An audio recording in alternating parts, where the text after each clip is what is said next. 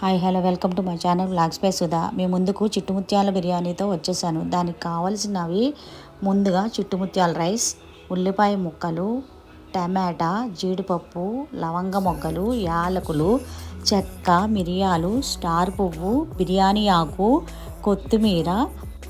ముందుగా శుభ్రం చేసుకున్న చికెన్కు గరం మసాలా, అల్లం వెల్లుల్లి, పెరుగు, ఉప్పు, పసుపు, కారంతో చికెన్ మ్యారినేట్ చేసుకుని 1 అవర్ ఫ్రిడ్జ్లో పెట్టేసుకుందాము. చిట్టుముత్యాల బిర్యానీకి పుదీనాతో పని లేదండి, కారం వేయాలి. ఇందులో మామూలు బిర్యానీలో మనం కారం వేయము, చిట్టుముత్యాల రైస్కి కారం వేస్తాము.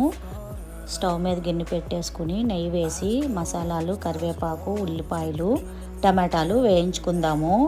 ఇవి బాగా వేగాక అల్లం వెల్లుల్లి, గరం మసాలా, 1 స్పూన్ కారం వేసి కాసేపు మూత పెట్టుకుందాము.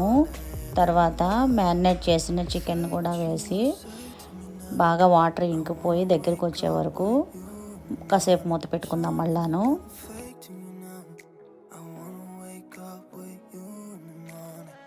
కొంచెం కొత్తిమీర వేసి 1 కప్ రైస్కి 2.5 కప్పు వాటర్ పోసి తగినంత ఉప్పు వేసి, ఉప్పు కొంచెం ఎక్కువే పడుతుందండి ఈ రైస్కి.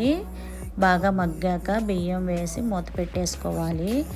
10 నిమిషాల తర్వాత స్టవ్ ఆఫ్ చేసేసి ప్లేట్లో సర్వ్ చేసేసుకుందాం. టేస్ట్ అయితే సూపర్ అండి, మీరు ట్రై చేయండి. లైక్ చేయండి, షేర్ చేయండి, సబ్స్క్రైబ్ చేయండి ప్లీజ్.